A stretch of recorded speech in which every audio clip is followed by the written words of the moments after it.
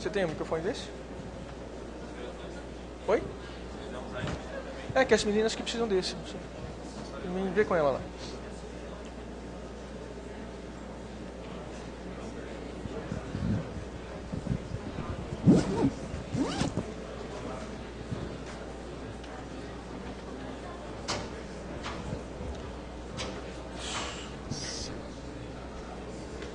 Se põe por trás. Não. Do contrário.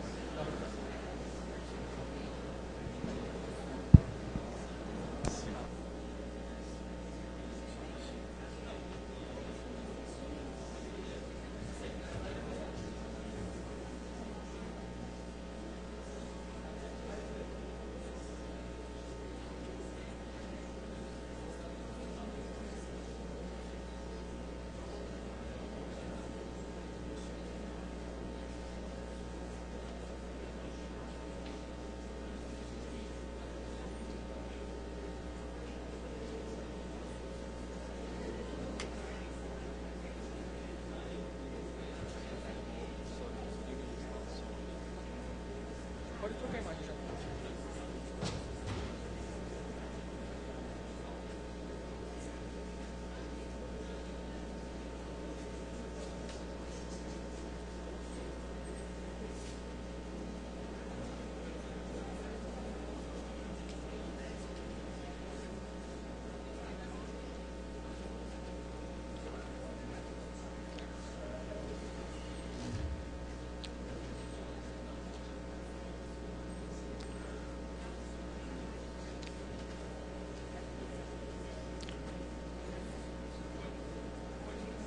Tá, alô? Acho que tá indo. Ok.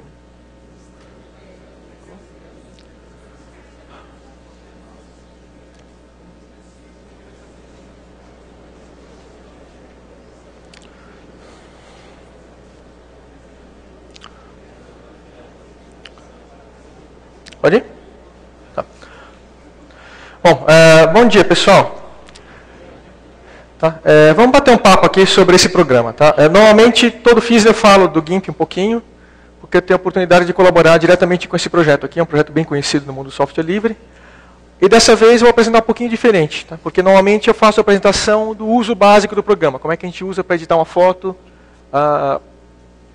os usos tradicionais, o que você pode fazer com ele, o que não pode. Hoje eu vou falar um pouquinho disso mais por cima, mas não vou mostrar tanto o uso do programa na prática. Mas vou falar do GIMP como um projeto de software e um projeto de software livre. Então, meu nome é João Bueno. Eu colaboro com esse projeto desde 2004. Tem poucos brasileiros, outros contribuindo. Tá? E a gente poderia ter mais. Uma barreira que eu percebo muito, por exemplo, é o uso da língua inglesa. Então, se alguém for professor de faculdade, professor de alunos, ou mesmo esteja aí fazendo faculdade, tá? Uma coisa muito legal para trabalhar com software livre para o mercado de TI, a ênfase para aprender inglês. Tá? A gente sofre muito com isso. Tá? Hoje eu estou em contato, por exemplo, com usuários pesados, ilustradores profissionais que usam GIMP. Eles poderiam estar em contato direto com a comunidade internacional para pedir funcionalidades para o programa e não podem fazer isso porque não falam inglês. Tá? Bom, eu fiz uma brincadeira aqui que os slides estão feitos no próprio GIMP. Ele não é um programa para isso. Tá? E também é um pouco vintage, porque eu usei uns plugins que estão antigos, que talvez tenham até saindo fora do GIMP na próxima versão, para gerar um efeito diferente para cada slidezinho aí. O chato disso é que para trocar o slide eu vou ter que vir aqui toda vez. Então,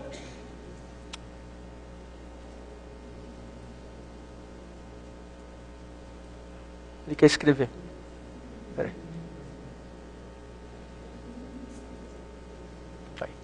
Tá. O nome do programa é uma sigla para isso aqui. GNU Image Manipulation Program. Quando ele começou na década de 90, o nome inicial dele não foi esse. O nome inicial foi General Image Manipulation Program. E ele começou como um trabalho de graduação de 2 alunos da Universidade de Berkeley. O pessoal simplesmente... era uma disciplina, eles podiam fazer um projeto, perderam o projeto que estavam fazendo, que era um compilador, e puxa, agora tem 2 meses para acabar o semestre, tem que acabar o projeto. Fizeram um programa de imagens, que era o GNU Image Manipulation Program, para rodar em Unix, na época. Só para ter uma ideia, tá? Quem aqui é programador, desenvolvimento, está em faculdade de desenvolvimento de software? Tá, essa palestra é mais para vocês, então eu não vou tirar o foco disso. Tá? E outra coisa, eu deixei avisar as meninas, estão com o microfone. Quem tiver pergunta em algum ponto aí, pode levantar a mão e perguntar, fica à vontade.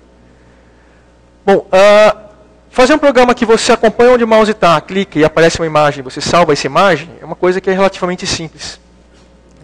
A característica principal desse GNU Image Manipulation Program, porque ele foi o projeto de faculdade desse semestre dos meninos, é que eles estão muito preocupados em fazer isso aqui programável, fazer ele scriptável para o usuário final. Você poder escrever scripts que manipulassem as imagens. Tá? Essa é uma característica que acabou sendo um pouco esquecida ao longo do tempo. O público hoje que usa o GIMP não conhece muito isso. Eu vou só demonstrar um pouquinho ali para frente. Tá? Mas é uma característica bem interessante do programa. Tá? Então, mais tarde, o programa ele foi entregue para os autores iniciais. Eles não interessavam estar mantendo esse programa como um projeto grande, não sei se eles achavam que isso podia crescer ou não. Né? Ele foi doado ao projeto GNU, e aí a licença passou a ser a GPL. Aí aconteceu uma coisa interessante.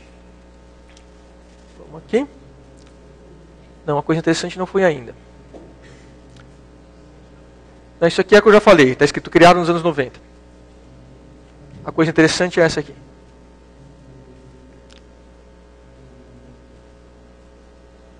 Ok. Bom, quem já ouviu falar disso aqui? Do pessoal que é programador aí. Tá? Então, isso aqui é o GTK+. O que aconteceu? O GIMP foi escrito em Unix. Né? O Linux, na época, não era muito popular ainda. Difícil configurar no PC. Possivelmente, alguns dos autores usou Linux na época. Né? Mas a parte gráfica que a gente usa no desktop do Linux, ela evoluiu muito desde então.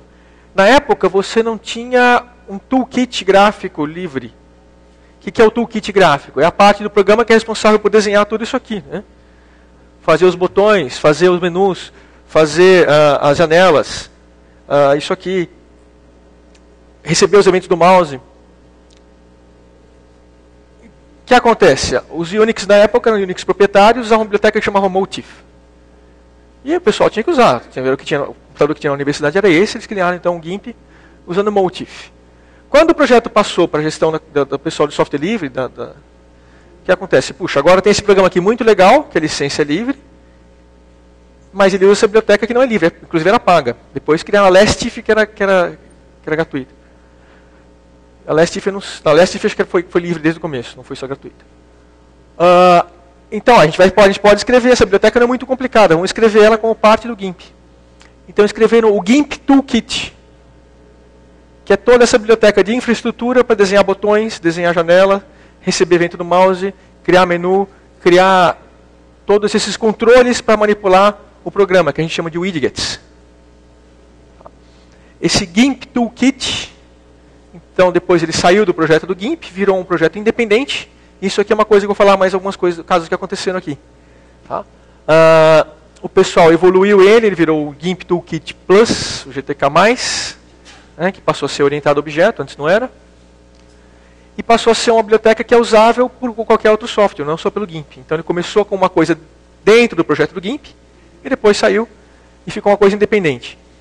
Mais para frente, o que aconteceu? Esse GTK+, ele evoluiu para ser multiplataforma, não só em Unix, funciona no Windows, funciona depois no Mac. Né? E passou a ser a base de vários aplicativos, inclusive do ambiente de desktop, que é o GNOME. Então, em dado momento aí no seu pico, o GNOME teve centenas de aplicações, todas feitas com o GIMP Toolkit, criado dentro do projeto do GIMP. Então, é um projeto que, além da parte de manipulação de imagem, tem um histórico aí na parte do software livre muito grande, muito forte. Além do GTK, esses aqui são outros projetinhos que começaram dentro do GIMP. Tá? São coisas que tiveram a mesma história, eram mantidos dentro da árvore do GIMP por um grupo de pessoas, não necessariamente todos os colaboradores. E em dado momento falou, puxa, não, vamos separar isso aqui porque pode ser usado na prática. Quer dizer, mais ou menos. Né? O Gutenprint, sim. O Gutenprint, ele começou como GIMP Print. Ele era o plugin de impressão do GIMP, os drivers de impressão. O que aconteceu? Quem usa software livre há mais tempo, aí, quem usa no desktop, nos anos 2000, vai lembrar que uma época as impressoras de jato de tinta começaram a vir sem os drivers. Você conseguia imprimir, ou conseguia imprimir só em preto e branco na menor qualidade no Linux. Essas pessoas do GIMP Print começaram a fazer engenharia reversa das impressoras para conseguir usar todas as capacidades de cor. Então a impressora que é o driver proprietário dela, ela podia imprimir em 1200 dpi com 3 tons de tinta, não sei o quê. E você põe no Linux e consegue usar 150 dpi preto e acabou. Então eles colocaram o GIMP Print, inicialmente com um plugin do GIMP, depois um plugin terceirizado, depois mudou o nome para Guten Print, e hoje são os componentes do driver de impressão das distribuições Linux. Tá? Hoje eu não sei como está essa história de impressão, acho que elas voltaram a ser mais alto nível, você consegue manter, não depende tanto de ter um driver de impressão para cor exata. Mas esse ainda é um projeto importante quando você quer imprimir cores e usar toda a resolução da impressora. O GMIC, ele é um projeto mais ou menos novo. Na verdade, ele começou como um conjunto de plugins para o GIMP. Ele nunca teve muito no núcleo do GIMP, sempre foi um plugin terceiro. E você pode baixar hoje, inclusive as distribuições Linux tem um pacote separado para ele. Ele entra com uma série de outros plugins que deixam você fazer um monte de efeitos a mais, manipular a imagem. Tá? Eu nunca usei muito o GMIC. Mas depois que eles viram, legal, funcionou no GIMP, eles refatoraram o GMIC, então ele funciona hoje com um plugin do GIMP, ou com plugins de outros programas, ou um programa standalone. Né? Então você pode, o GMIC virou um projeto de software livre para manipulação de imagens à parte. O Cinepaint é uma história um pouco diferente. Aí para frente eu vou falar das limitações que o GIMP na versão estável atual ainda tem, que principalmente o pessoal de fotografia e o pessoal para filmes, a parte cinematográfica pede muito, que é o quê? As imagens até hoje no GIMP estável elas estão limitadas a inteiros de 8 bits, a 256 níveis de cor em cada cor primária, em cada canal de cor. E esse pessoal, então, tinha uma turma que precisava de mais, puxa, a gente precisa, para manipular fotografia, a gente precisa de mais profundidade de cores. Tá, eu quero ter vermelho, mas eu não quero ter 250 níveis de vermelho, eu quero ter 65 mil níveis de vermelho. E começaram a mudar o código do programa, o programa é livre, para, não, legal, vamos fazer um branch do programa, uma versão do programa, que vai suportar mais cores. Isso ainda nos anos 2000. Só o que aconteceu, eles começaram a fazer as modificações sem pensar muito na arquitetura do projeto como um todo. Esse é um projeto, vou falar aí para frente, o projeto não é relativamente, é bem grande.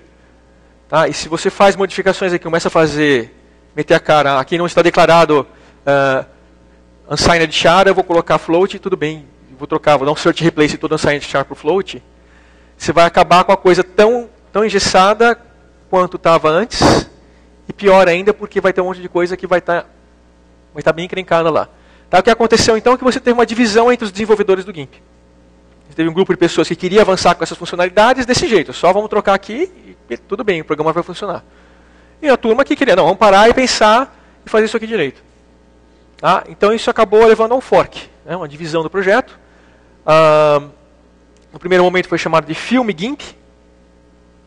Então você tinha o GIMP, tinha o Film GIMP, que era um projeto separado, que tinha só essas funcionalidades trocadas. Tá? E mais para frente o pessoal do Film GIMP então trocou o nome e passou a ser Cinepaint. Tá? Eles conseguem algum financiamento de algumas produtoras em Hollywood, então eles conseguem manter desenvolvedores pagos para trabalhar no Cinepaint. Então o Cinepaint virou um projeto que derivou bastante do GIMP. Alguma coisa que você abre ele vai ter a cara do GIMP 1.0 ainda. Mas ele tem outras funcionalidades, hoje eu nem uso, não sei o que tem no Cinepaint. Tá? E aí tem mais um projeto só que eu consegui lembrar que derivou do GIMP, mas que é um dos assuntos principais dessa palestra, então ficou para o fim. E vamos aqui.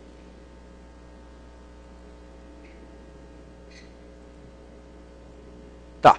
Então, como eu falei, é um projeto grande, não dá para falar que é mediamente grande. Tá? Em algum momento eu cheguei a dizer que era o maior projeto de software livre que você, tendo as dependências instaladas na sua máquina, você consegue baixar o código-fonte, dar um configure, make install. Não sei se isso é verdade. Hoje em dia está mais fácil compilar os projetos grandes que eu considero o kernel, o Firefox e o LibreOffice. Ele é muito bem estruturado, só que ele usa então a cadeia de ferramentas do Automake, do GNU.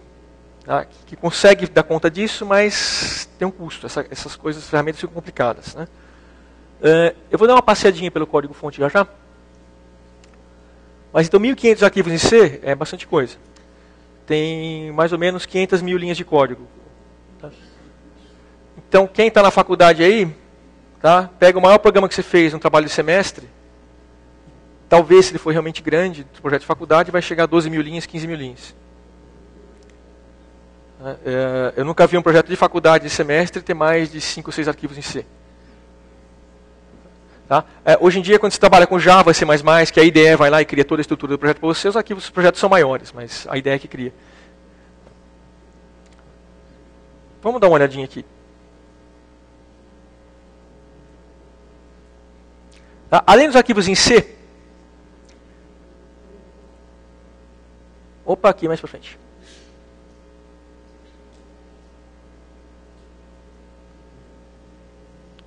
Agora é esse.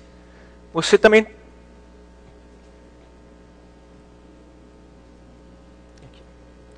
Você também tem arquivos nessas linguagens aqui.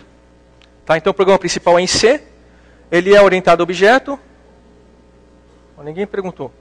Né? Como é que C é orientado a objeto? Oi?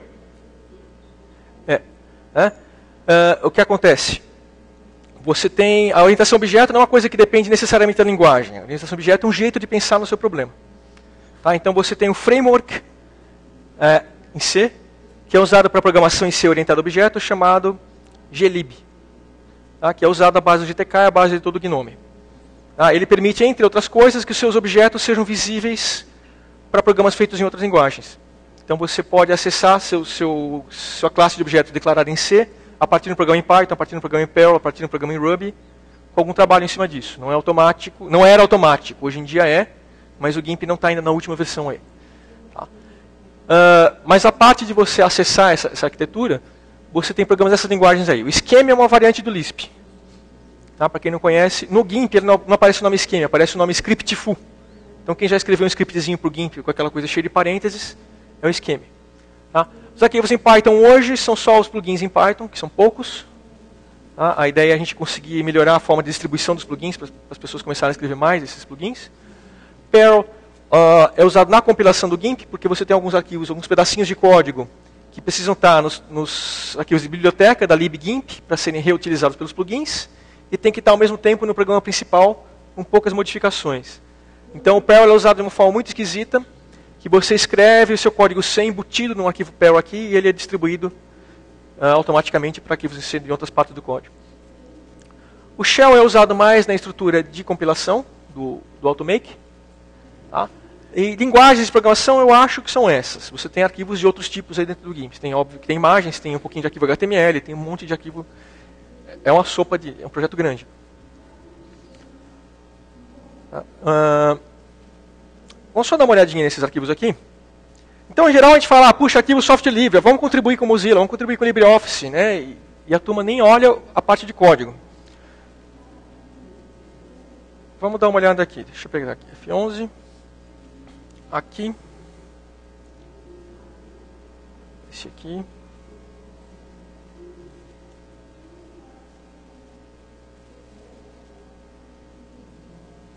Tá? Então, aqui é minha raiz da árvore do GIMP de código, do Git. Se vocês forem olhar, isso aqui não é tão grande. Tá tudo bem estruturadinho aqui. Você tem XML, XSLT, DTD. O Authors, por exemplo, é um arquivo de texto, só tem os autores. Tá? Aí você tem um pluginzinho que vai ler os nomes daqui e vai colocar na caixa de diálogo about. Essa pasta app é onde está o programa em si. Tá? E se vocês forem olhar, que aqui tem os arquivos de objetos gerados pela compilação, mas se a gente olhar os diretórios, são bem poucos aqui. Tá? E daqui você consegue achar.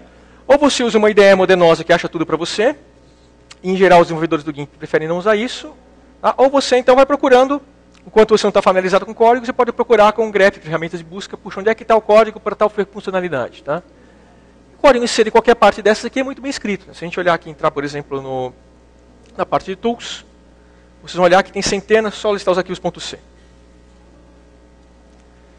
Então tem vários arquivos, o nome tem que ser descritivo, você tem 1.500 arquivos, não pode ter colisão de nomes, né? Então é GIMP Free Select Tool, então aqui está o código para a ferramenta de seleção livre.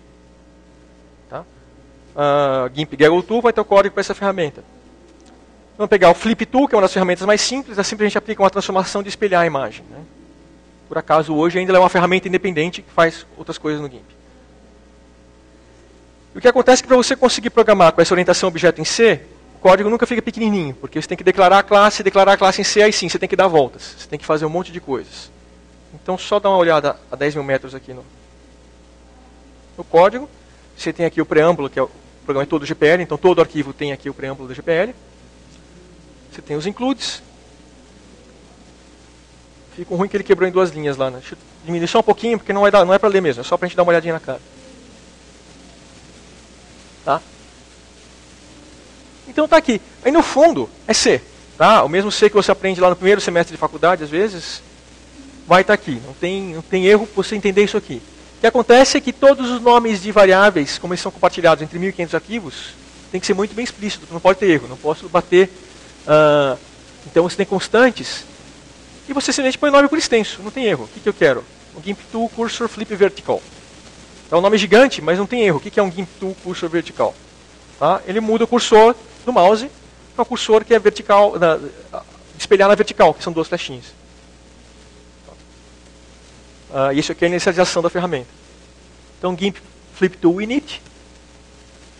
Tá? Então, todas as funções vão ter esse prefixo, que vai dizer de que parte ela é. Deixa eu olhar. Opa, aqui é outra coisa. Ok. E voltando lá para os nossos slides, a não ser que alguém queira fazer alguma pergunta aqui. Ok.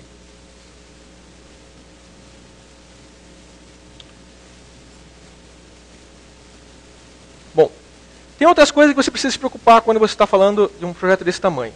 Uma delas é... Esse aqui já foi. Esse aqui.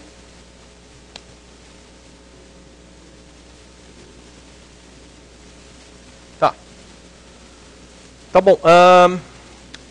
Hoje, a primeira vez que eu dei essa palestra foi em Curitiba, em 2008, uma palestra parecida com essa. Tá? Muita coisa mudou de lá para cá. Naquela época, na empresa de TI, eu não se preocupava com a internacionalização. Hoje, no mercado de TI, isso já virou uma prática mais ou menos normal, pelo menos escrever a coisa pensando que seu programa pode estar em inglês daqui a alguns anos. Tá? Em 2008, o GIMP já era traduzido em mais de 30 línguas ou mais de 40 línguas há 10 anos. Tá? Como é que você faz tradução? Tá legal, você tem o código, você escreveu o código para uma janela olha, diálogo de seleção de pincéis. Esse diálogo de seleção de pincéis tem que ter algum ponto no código. Tá? Os projetos de software livre grandes, eles têm uma infraestrutura para isso chamada getText, GNU getText. O que acontece? É um conjunto de scripts que você faz o seguinte, quando você vai ter uma string dentro do programa, você faz uma chamada a uma função com um nome especial, que é o nome só um underscore. Underscore, abre parênteses e você põe sua string lá. Então, brush selection dialog, por exemplo. E fecha. Então, em vez de ter aspas, brush selection dialog, você tem underscore, abre parênteses, aspas, brush selection dialog. Fecha aspas. O que é esse underscore? Então, quando você olha o código, está quase a mesma coisa que antes. Tem só 3 caracteres a mais, que é underscore, abre e fecha parênteses. Aí você roda um script aqui fora, não é na compilação do programa. É um passo separado da compilação do programa. Ele faz o quê? Ele busca todos os arquivos de código-fonte em C e ele descobre lá, opa, aqui tem uma string marcada com underscore. Então essa string ele pega e joga num arquivo separado, que estão só essas strings. Tem um arquivo chamado .po, .pot. Tá? Aí, como parte da compilação, o que acontece? Perdão.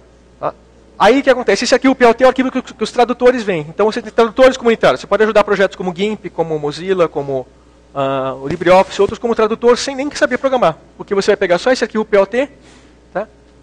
E vai olhar como aparece o arquivo para você. Aparece a string em inglês, que está dentro do programa, e tem ferramentas até especializadas, você digita em português. Isso aqui é legal. File é arquivo. Ótimo. Passa para o próximo. Tá? Ou você pode editar aqui um arquivo texto, que não é complicado, mas também não pode ter erro de sintaxe. Tem que ter aspas no lugar certo, mudança de linha. Em geral, a gente usa ferramentas especiais que você só digita string, tem correção ortográfica embutida, tem um monte de coisa. Aí você fica com o arquivo texto, que é o ptbr.po, que tem a string em inglês, a string em português. O cara da Grécia vai ter o arquivo o gr.po, que vai ter a string em inglês e a string em grego. Na hora que o programa é executado, lembra que no código-fonte tem uma chamada de função, que é um underscore? Aquela função underscore Então, o que ela faz? Ela vai verificar nas configurações do sistema operacional, nas configurações do programa, qual linguagem tem que ser string. Esse arquivo PO, que a gente compilou aqui, ele é compilado para uma base de dados, pequenininho, um arquivo .mo. Tá? E ele olha, legal, essa string em inglês, então, Brush Selection Dialog, corresponde a diálogo de seleção de pincéis. Ele pega esse texto de diálogo de seleção de pincéis, retorna, e o programa original, então, usa a string diálogo de seleção de pincéis. E aí o programa está em português. Tá? Você muda a variável de ambiente, põe em grego. Legal, ele vai no banco de dados, pega a string em grego, te mostra o programa em grego. Tá? Isso é uma tecnologia-chave e ambientes corporativos que eu saiba ainda não costumam usar um framework de internacionalização tão bom. Não sei como é que programas Java hoje estão fazendo. Mas essa parte que software livre teve muito na frente por vários anos, tá? E ainda deve estar mais na frente. O que acontece aí? Isso é em C, legal. Aí o programa em Python, como é que acontece? Como esse esquema já funcionava bem, a pessoa só simplesmente fez um módulo a mais em Python, que implementa essa funcionalidade, a mesma funcionalidade, e na verdade fica a mesma coisa nas outras linguagens. Então, não só em C, como na parte de Perl, na parte em Scheme, na parte em Python, funciona do mesmo jeito. Então, o script de varredura acha a mesma coisa, vai ter uma função underscore, que vai consultar a string original. Tá? Se vai precisar de mudanças, por exemplo, o manual do GIMP está em XML. Aí XML não tem chamada a função. Né? Mas é a mesma coisa. Os scripts em volta são adaptados de forma que você pega o texto em inglês, gera o .po. Para os tradutores é a mesma coisa. O tradutor vê o texto original em inglês, traduz em português na língua dele e gera lá o final. Tá? Então, o GIMP hoje está plenamente funcional. Eu esqueci quantas línguas, mais de 50. Mais de 50 com certeza. Não sei se chega a mais de 80 línguas para o programa.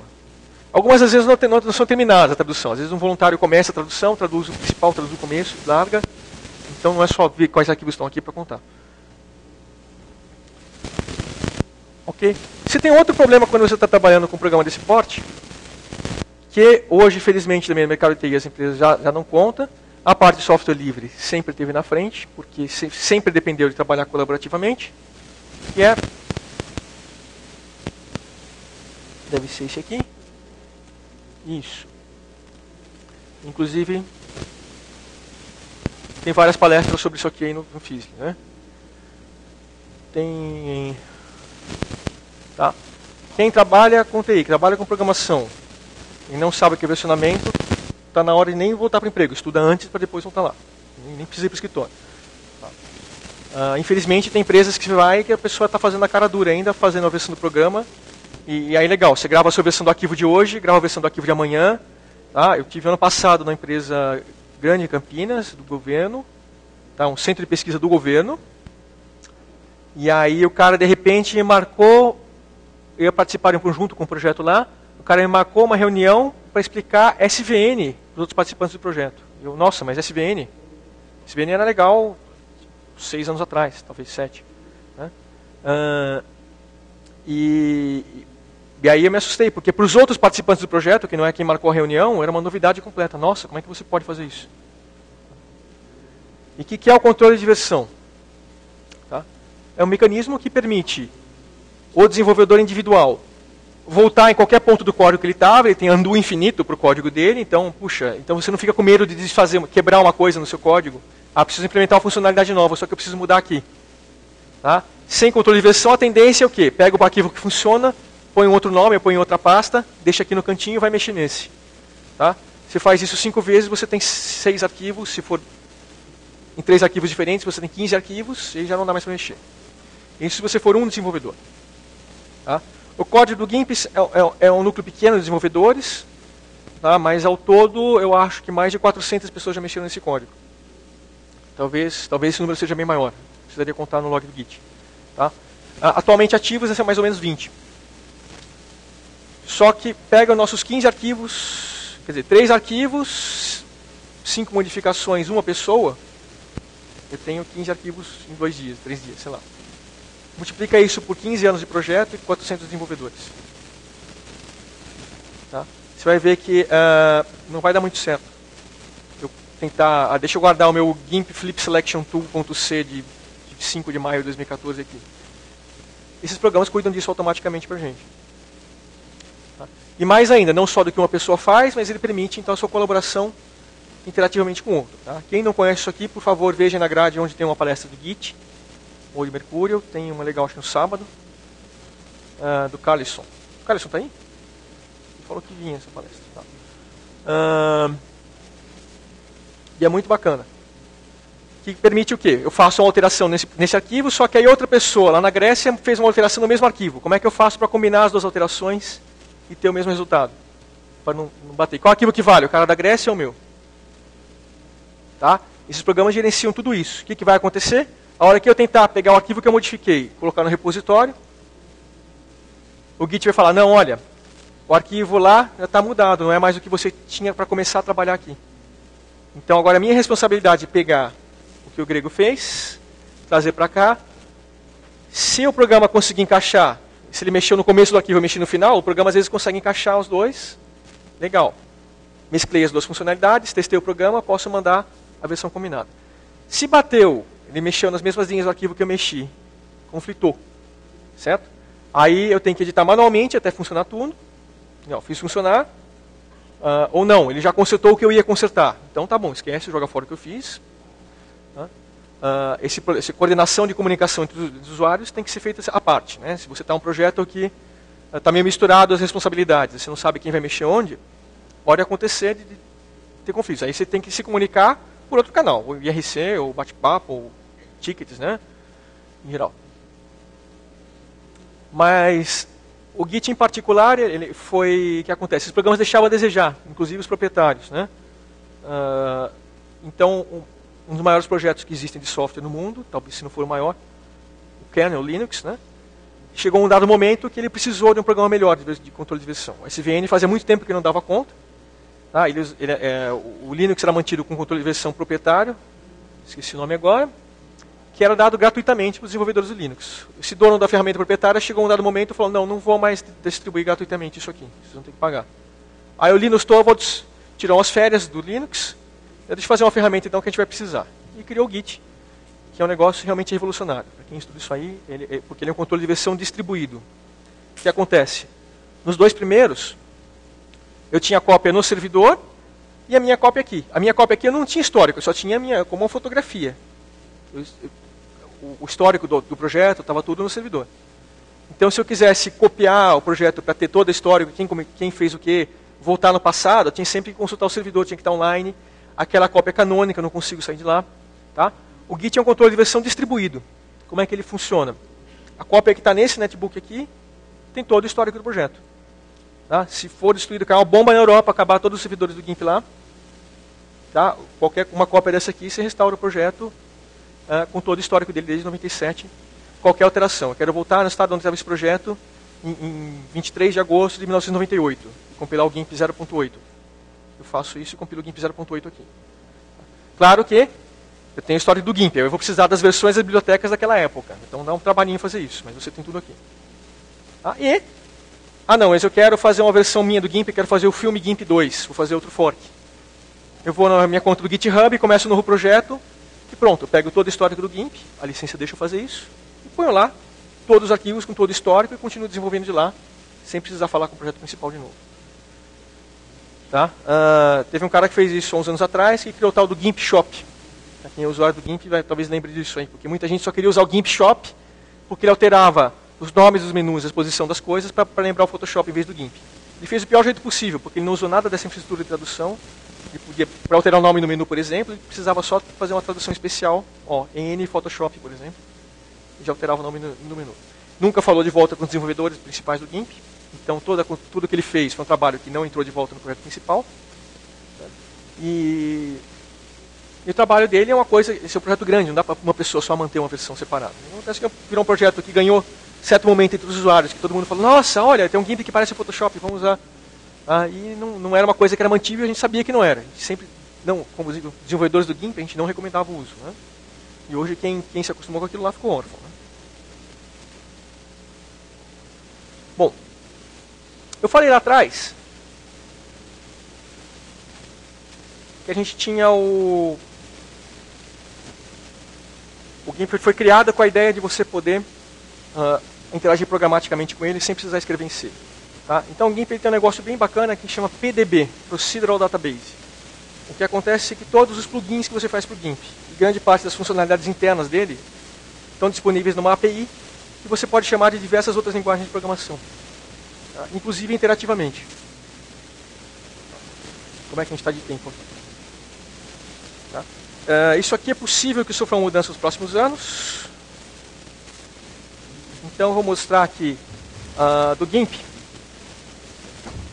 Deixa eu ver que ele vai ficar apertadinho essa resolução.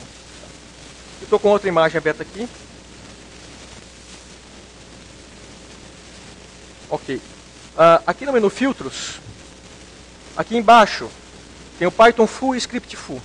Nos dois tem a opção Console. Isso aqui te traz um prompt interativo para você interagir com o programa usando essas linguagens de programação. Tá? Eu vou usar o Python porque Lisp é menos usado hoje em dia.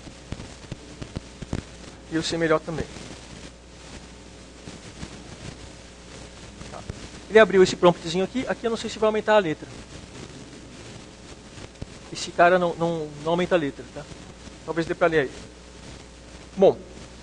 O que acontece? Aqui eu posso digitar coisas em Python para interagir com o programa. A primeira coisa que eu preciso é uma referência à imagem, que está aberta. Então eu vou pegar a imagem. Eu tenho aqui um módulo GIMP. Para quem conhece Python sabe que eu consigo fazer introspecção, descobrir o que tem lá, mas eu tenho uma função que é ImageList. Tá? Então ele volta uma lista das imagens abertas. Perdão, gente. Tá? Então isso aqui é uma lista de Python, um colchete aqui, não sei se dá para ver. Tem os objetos de imagens. A primeira são meus slides. A segunda aqui são meus slides. A primeira aqui é aquela imagem mais simples que eu tenho lá. Eu vou pegar a primeira imagem, então eu pego uma referência para ela aqui. E põe numa variável. Então, olha, eu vou querer o primeiro elemento dessa lista e vou jogar dentro dessa variável img aqui. Tá? E meu img agora é um objeto de Python que eu consigo manipular. Tem vários métodos aqui. Mas além desses métodos aqui, se eu vier aqui no botão Browse, eu tenho toda a API do GIMP aqui. Eu quero salvar essa imagem como um arquivo BMP. Tem aqui File BMP Save. Salvo a imagem no formato BMP do Windows. Que parâmetros eu passo? Esses aqui. Image, Drawable é o desenhável, a camada que a gente tem no GIMP, do desenho. O nome do arquivo. E o nome do arquivo bruto, que é escapado para o file system. Né? Normalmente a gente põe o mesmo nome aqui no file name, nesses quatro. Então aqui já tem os parâmetros. O run mode é porque alguns plugins eles podem fazer um prompt para o usuário e perguntar, aparece a janela, ou você pode simplesmente passar os parâmetros. A partir do Python a gente não usa o run mode. Sempre que tiver um run mode a gente deixa em branco isso aqui, não desconsidera esse parâmetro. Então são esses quatro parâmetros. Legal, quero fazer uma chamada file BMP save. Eu simplesmente clico aqui no Apply. Fecho aqui. Ele já colocou aqui no meu prompt para eu editar a chamada pdb.filebmpsave e põe os parâmetros com nome genérico. Né? Aqui, claro, eu tenho que preencher os parâmetros para coincidirem com a coisa que eu quero. Mas em vez de salvar um arquivo BMP, deixa eu ver uma coisa mais legal aqui. Então a imagem é essa, né? Eu vou fazer o seguinte, eu vou fazer uma alteração na imagem rapidinho aí. Browse, Checker. Então eu tenho o plugin Checkerboard, que ele desenha um tabuleiro de xadrez. Eu vou desenhar um tabuleiro de xadrez em uma das camadas aqui, com a imagem feita por um dos logos aqui, ela está cheia de máscara, um monte de coisa. Pode acontecer uma coisa interessante. Apply, fecho. Então estão aqui os parâmetros. PDB plugin Checkerboard, eu passo a imagem. Eu tenho que passar o drawable, a camada. A camada está disponível na imagem no atributo layers, que é uma lista. Eu quero a layer 0. A layer 0 sempre vai ser de cima de todas, a primeira aqui. Tá? Check mode, porque esse plugin, quando você roda ele, tem dois modos. O modo psicodélico e o modo normal. Vou pôr no modo psicodélico. E tamanho do xadrez, vou pôr aqui 7. Tá? Então aqui está a expressão em Python digitada, aperto Enter. Ele executou o plugin de xadrez, né, e está aí. Tá. O modo psicodélico faz isso, ele altera o tamanho dos quadrados com a senoide aqui. Tá? E assim como eu fiz isso aqui, você pode fazer qualquer coisa. Você pode fazer um for, para quem conhece Python, sabe que é muito fácil interagir com o sistema de arquivos e interagir com o banco de dados. Você pode fazer um for que faz uma query no banco de dados, te traz uma lista de imagens no file system gigante lá dentro. e você, cada imagem daquela, você dá um GIMP file open, tem a imagem aqui, você roda uma série de plugins e salva de volta. E ainda faz o commit no banco de dados. Tá? Isso aqui não tem nada a ver com mexer no código do GIMP em si, em C. É uma coisa muito mais fácil. De repente tem uma tarefa gigante na empresa que tem que alterar todas as variantes do logotipo de um site lá, que tem 40 variantes. Pode fazer um negócio desses aqui e fazer interativamente uma vez só.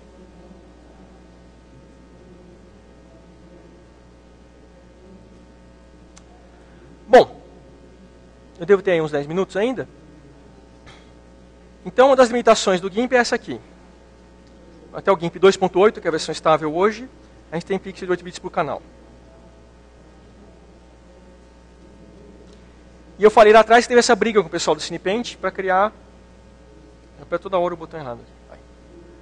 A coisa do jeito ad hoc. Vamos fazer desse jeito aqui e pronto. Né? Qual que é o jeito a longo prazo pensado? O problema é que o GIMP é um projeto que só depende de voluntários. Brasileiros não falam inglês, então não tem brasileiro colaborando. E é um projeto que vai devagar. Tem uma pessoa que consegue fazer código todo dia. É um programa de 400 mil linhas. E 20 pessoas mais ou menos, que uma vez por semana, olha lá, põe alguma coisinha ou não. Todo mundo trabalha voluntário. Tá? A Adobe, para fazer o Photoshop, deve ter pelo menos 20 pessoas em posições fixas para evoluir aquele programa. Tá? Mas a Gaggle é Generic Graphic Library. É o jeito pensado, reutilizável, de você trabalhar com imagens de alta profundidade de cor. E muito preocupado com uma coisa que é chamado perfil de cor.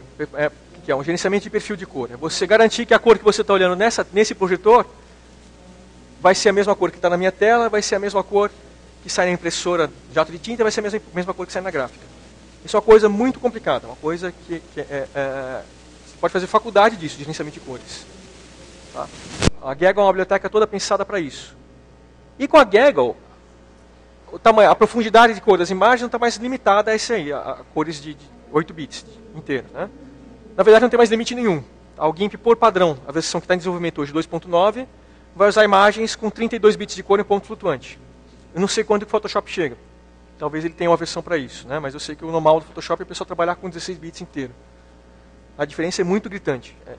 São 65 mil níveis de cor. É muito mais. Tá? Esse aqui, o 256 níveis por canal de cor, já é mais do que o olho humano enxerga. Fala, pô, mas que adianta, né? Mas acontece que é o seguinte, o olho humano enxerga isto aqui. O monitor do computador consegue mostrar isso aqui de cores. Então o olho humano vê 4 milhões de cores diferentes, mas do preto mais escuro até o branco mais claro. Qualquer dispositivo que a gente consiga fazer para ver cores, vai te mostrar 16 milhões de cores, mas de um preto não tão preto até um branco não tão branco. Mas de repente você vai imprimir, você consegue imprimir num preto mais preto. Você consegue usar uma tinta especial para um branco mais branco. Tá? Ou você tira uma fotografia num canto escuro, numa sala escura, você tem cores aqui que vão do preto até um cinza escuro, mas aqui está tudo representado, a imagem está toda aqui. Então você quer aumentar essa gama de cores e manter as diferenças de tons de cinza.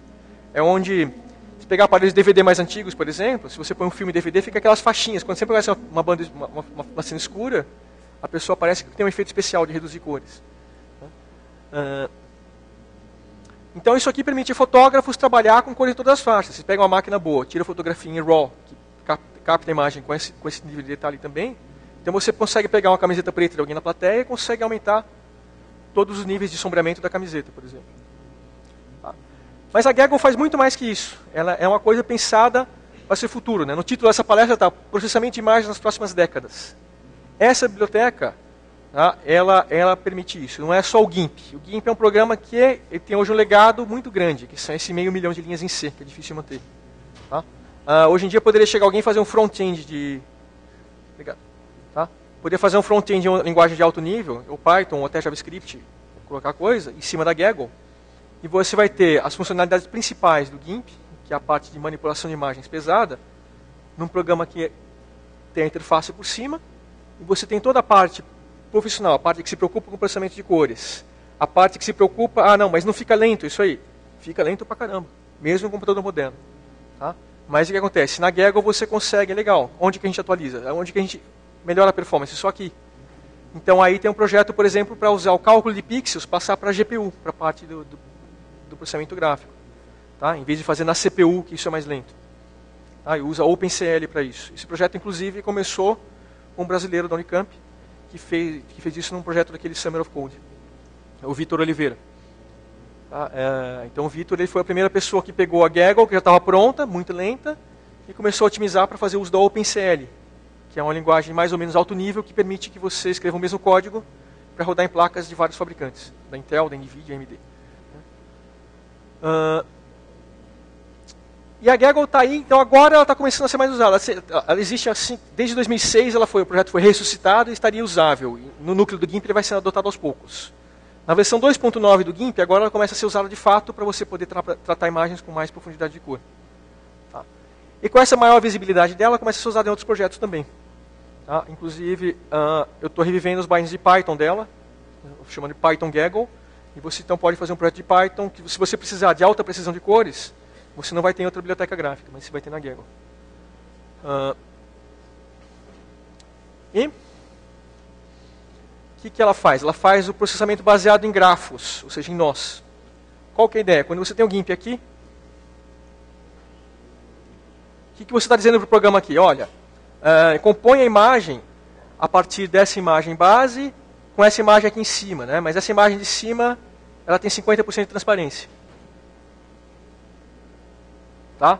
Então, esse tipo de composição, ou mesmo aplicar um filtro, legal, tem essa imagem de base, aplica um filtro de desfocar de 5 pixels, combina com um xadrez 50% transparente, essa combinação, e essa combinação você mostra na tela para o usuário.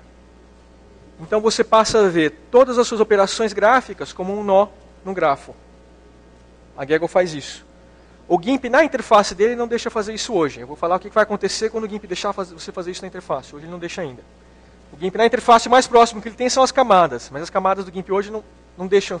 Eu não posso chegar aqui na camada e falar, olha, essa camada tem um filtro de desfocar de 3 pixels. Não. Então o GIMP hoje, o que acontece? Eu tenho a camada aqui. Se eu aplico um filtro de desfocar, ele desfoca os pixels, ele passa pela Gaggle, faz isso, mas escreve os pixels aqui de volta. Eu não consigo voltar, eu não consigo alterar a camada antes de desfocar e reaplicar o desfocamento. Só desfazendo e voltando. Eu não consigo salvar essa imagem, voltar amanhã antes de desfocar eu queria ter desenhado uma outra coisa. Tá? Com a Gaggle eu posso gravar a imagem desse jeito. Olha, tem a imagem de base aqui antes de desfocar e tem um nó que vai ser a desfocagem. Aí a hora que eu salvo a imagem, amanhã eu volto, eu quero editar, mas eu vou editar essa... Não vai chamar camada, vai chamar a imagem de base antes de desfocar. Tá? O Photoshop apresenta isso para o usuário com o nome de camadas de efeito lá. Tá? Eventualmente, no GIMP, isso vai poder ser feito não só com camadas de efeito, mas com qualquer coisa no programa. Tá? É uma coisa que acontece. Tudo aqui acontece bem devagar, porque você tem um número pequeno de desenvolvedores. Tá? Alguém é professor aqui na universidade? Tá? Quem for, se tiver algum aluno mais legal que queira colaborar com software livre, é um projeto bem legal. Precisa de mais gente colaborando. Tá? A parte de inglês é legal. É só entrar no site e os contatos que você pode ter. Né? Porque isso aqui é um projeto, às vezes a pessoa está entusiasmada, muita gente deixou de participar nas últimas do GIMP porque vê ele como um programa completo. Legal, eu quero funcionar, colocar coisas novas, mas a pessoa vai pegar um projeto que está em desenvolvimento, está sendo construído agora. Né? Pouca gente vai trabalhar num projeto que já faz o tratamento de imagem, já faz a parte de fotografia. Não tem... Se você pensar para um fotógrafo, para alguém que usa no dia a dia esse programa, ele não precisa de muito mais coisas. Agora, para quem trabalha em computação científica com imagem, a biblioteca Gaggle, por exemplo, processamento de imagens, reconhecimento de padrões, a Gaggle não faz, mas ela trata a imagem para você chegar no reconhecimento de padrões. E ela tem a infraestrutura para permitir que você pegue, por exemplo, bibliotecas de um OpenCV, que é Open Computer Vision, tá? E incorpore aí. Então você pode sim criar um grafo que faz as chamadas de tratamento de imagem, de repente faz uma chamada para o OpenCV para detecção de faces, por exemplo, e te retorna os retângulos aqui. Ela tem a infraestrutura para isso. E ela tem uma infraestrutura que é, de fato, e por isso eu pus no título da palestra, tá? É feita para ser usada no futuro. Ela permite que você faça uma extensão que incorpore outras bibliotecas de imagem existentes para trabalhar com imagem aqui dentro. Tá? Alguém tem alguma pergunta aqui? Não? Vamos ver o que tem mais aqui ainda. Tá. Então aqui é onde o GIMP vai chegar com a Gaggle. Tá? Então o que a gente ganha aí? Profundidade de cor, edição não destrutiva e filtros personalizáveis. Qual que é a ideia? Você poder abrir uma caixinha no GIMP e poder simplesmente arrastar dos filtros existentes, outros lá, para você criar uma meta-caixinha, uma caixinha, um subgráfico. Né? Então, eu vou desfocar, eu vou fazer uma cópia, mandar para trás da imagem atual e desfocar. Isso é um efeito de sombra projetado. Tá? Então já está incorporado lá, mas a ideia é que isso, o usuário final possa fazer isso sem precisar programar no fim, ou até programando, mas deixar essa caixinha. Então o cara escreve 5 linhas de código, e essas 5 linhas de código estão disponíveis para ele usar como um pincel para pintar no GIMP depois. Ok? E aí, meu último slide.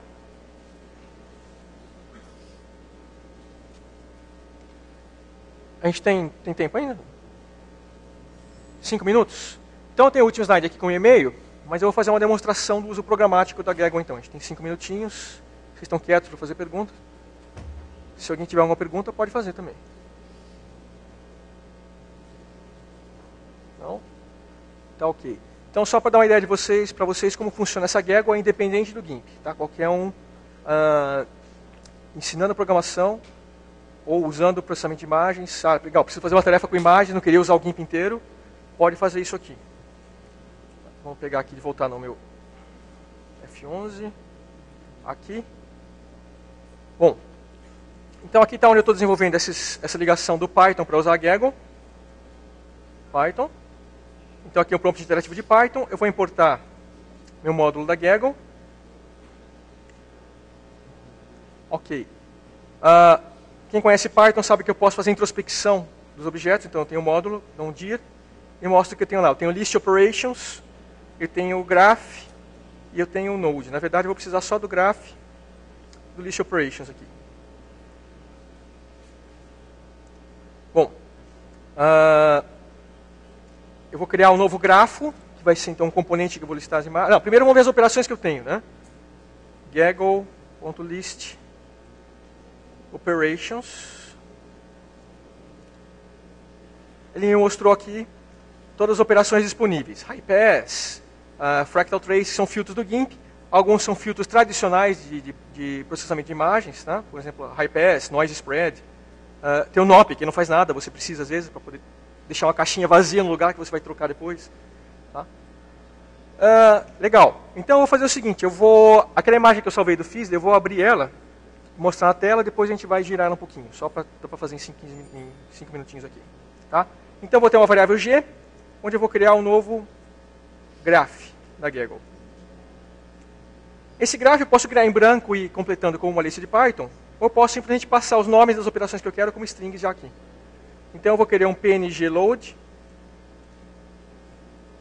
eu vou querer um rotate, é que eu já conheço as operações, tá? E tem uma operação aí que é um SDL display. O SDL display, ele abre uma janelinha na tela e mostra a imagem. Eu poderia colocar um png save aqui para salvar a imagem de volta para o disco. Tá?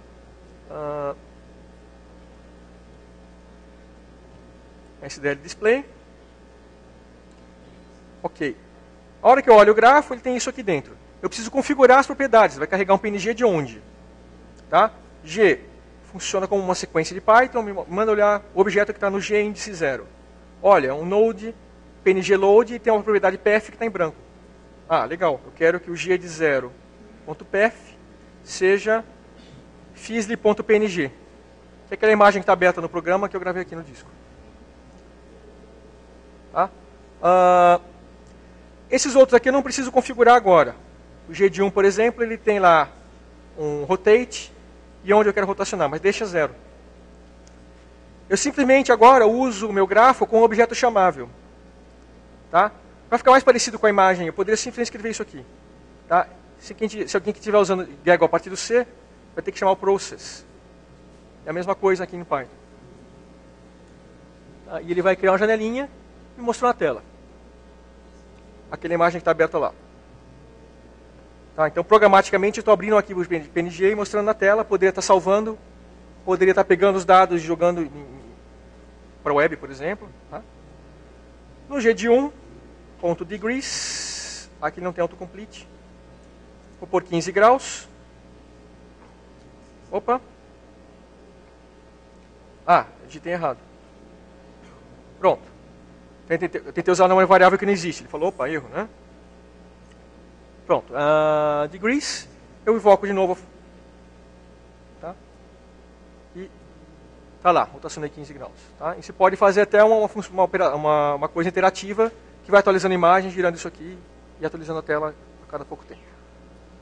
Legal, gente? Então, acho que dá tempo para uma pergunta, já que ninguém fez durante a palestra.